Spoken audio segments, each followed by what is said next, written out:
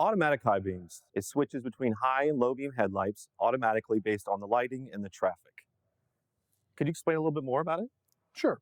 This system uses a camera like this, mounted in the windshield. It's going to look forward and it's going to be looking for headlights and taillights. If it doesn't see anything, the high beams come on. Allows you to see a lot better, on real dark roads.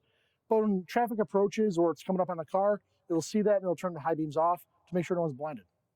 So like for us in the collision, like how does it apply to us? So obviously, glass will get damaged in a collision, but also we got to think about even just like a rock chip or something like that happens, we have to replace the windshield. The camera is going to be affected by replacing the windshield, so we got to make sure we do the proper calibrations, which we can find in the OEM service information. We also want to be cognizant of the glass we replace it with. A lot of the OEMs want to see OEM glass being replaced so it has a good optical clarity. So we want to follow whatever OEM repair procedures they have. Cool, perfect, thank you. If you found today's tip helpful, please hit the thumbs up, subscribe to the channel, and share the video. Comment below for any future suggestions. These videos are made possible by SCRS.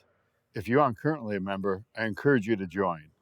Visit scrs.com or use the link in the description below.